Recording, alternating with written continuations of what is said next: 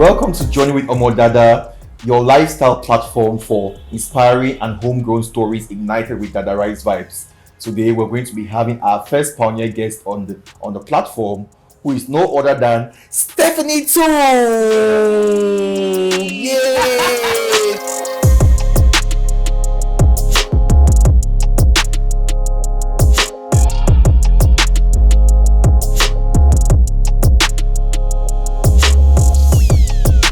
Wonderful having you on Journey with Omodada and being our pioneer guest on this lifestyle platform. So I'm blushing. Yes, it's so wonderful, Steffi. Thank you so much for having me as a pioneer guest. I'm humbled, and this is a wonderful experience for me because you're like my brother from another mother, and I know. I love that I'm starting this journey with you. Oh, I'm blushing. Thanks for having me. So we're going to start with some Dada Rise vibes. This 2020 has been an unprecedented year, plagued by the novel coronavirus, and we had so many restrictions in place and so many guidelines to follow from the World Health Organization. And this probably affected some of your projects because you had to travel overseas for some of your projects, and that didn't materialize. And I mean, we all felt the pain. So tell us, how did you navigate through that? I mean, So we had premieres planned in DC and Chicago. Right.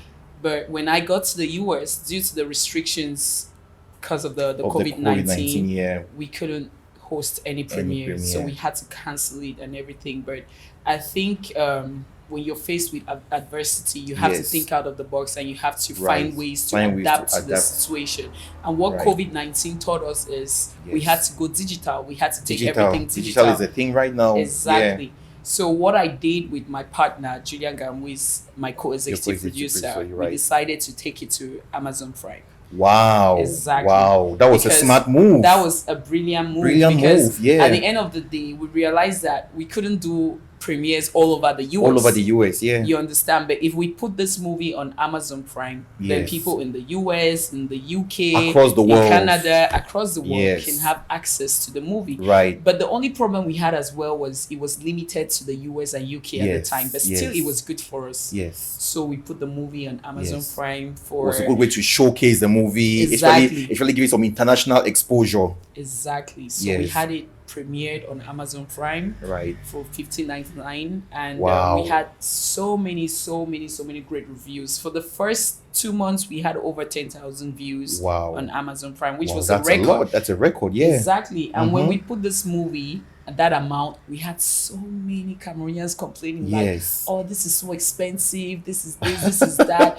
But at the end of the day, the same people were ready to buy tickets because our tickets were from $25 to $100, and they bought the tickets. You see? So what is the problem? As they say in pidgin, fine pot soup na money killer.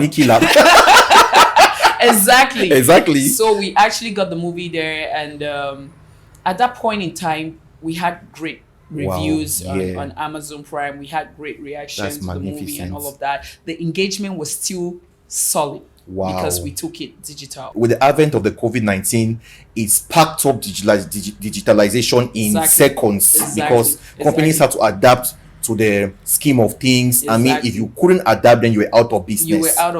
Exactly. And thank God we weren't out of business. But the other frustration that came was sometimes you want to meet these people, want to watch your films, like you want to meet them in person. They want to meet you in person. All the glamour of the red carpet, all the things you want to do, just having this physical contact. It takes everything to a whole new level. And then it creates a kind of network possibility for you to meet these people in person. People who are interested in working with you and stuff like that.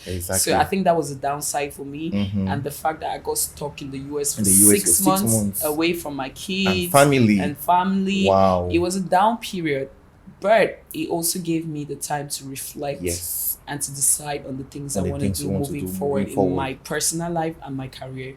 So I think that's a summary of what I went through during this COVID-19 pandemic. That's exceptional.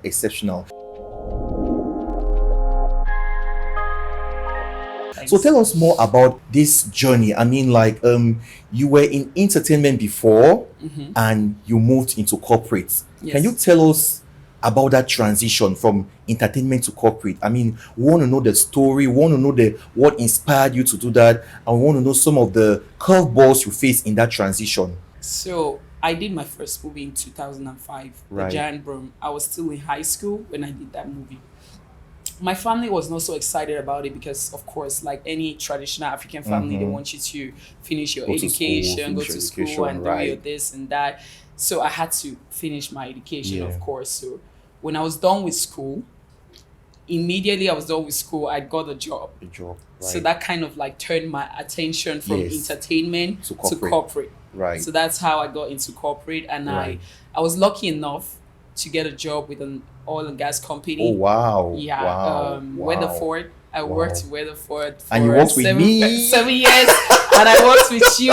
I think you came in way like 3 to 4 years after I was already there, and you were an amazing addition to the family, to the Weatherford family. Right. So my transition in Weatherford I think that is what taught me my core values. You understand, professionalism, meeting up with deadlines, handling every project as if it's your last and emotional project. Intelligence, and the emotional intelligence to deal with people, because you need to work with people as a team. You can never be able to work alone on a project and carry it to the end. You need to be able to work with people, and you need to understand who you are as a person. Very important. I think that is what I learned in the corporate world. And I mean, like everything, or like every person, there's a time in life where your life takes a different turn. And that's when I decided to come back to entertainment, because I was at a place in my life where I just wanted to do something that I was passionate about. I wanted to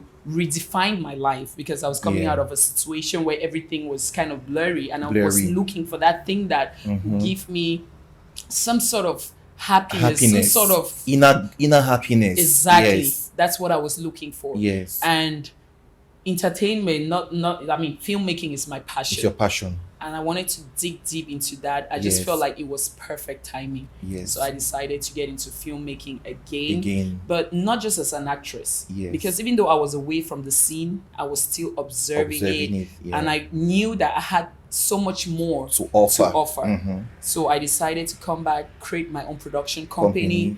And EMBIE Production, guys. EMBIE Production. EMBIE Productions, by the way, is named after my mom. I'm an only child, and I think that is a way of paying homage to my mom, who was a former Miss Cameroon Bamenda, and she was. I think she was getting into that space of entertainment. But, I mean, she died very young, so this is my way blessed of memory. Thank you. This is my way of paying her homage and just carrying the name forward. Yes. So EMBIE Productions is my baby, and through EMBIE Productions, I'm trying to showcase Cameroon culture in filmmaking. So let's go back to Dada Rice vibes. Yes. When Sagittarius season, and you just spent an additional year on December 2nd. Yes. I mean, how did that go? I mean, like, we Sagittarians love celebration of life.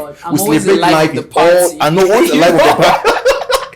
All its entirety. We celebrate life, and we don't care who says what, who tells what or does what. We celebrate life because life is a precious gift. Exactly. Yes. Exactly. This year has been a tough year for everybody. It's been a tough year for everybody, and for me especially, because I would dare to say the best Cameroon film in 2019. Yes. Not to brag, it's just a fact. And I was seeing 2020 to be that year where I'll have all the possibilities to make money, to do, just to make money. Money making year. But unfortunately, the COVID-19 came with all its things. Fortunately or unfortunately, because at the end of the day, I always say God's timing is the best and stuff like that. But it's been a rough year, and me turning 33 is 23. Exactly. I'm 33, but I look. You look like a 23-year-old. Exactly. Aging backwards. They say age ain't nothing but a number. I'm a yummy mommy. So. Yo, very yummy. That's so what's me turning 33 is kind of an amazing experience for me. I had a very lovely dinner with some cool friends. I spent time with family. Turning 33 on a positive note. I'm in a very happy place in my life right now. You can see the way I'm just glowing. You're glowing inside out. Out. You're glowing from head to toe, and that also brings us to your EMBIE Glow. Tell us about EMBIE Glow. EMBIE Glow is my first baby. First business baby that is attached to my EMBIE Productions and EMBIE brand. And it's an organic skincare line that caters for African women of all shades of melanin, from light skin like myself to caramel to dark skin, all organic products safe for us. And I'm starting with the skincare line. I'll gradually move into the hair care line, so we can cater to nappy hairs and all of that. That's impressive. And then makeup lines, because I'm a lover of beauty, and I love makeup. Face beads. Exactly. And your makeup just enhances your beauty that is already there. So I'm just looking.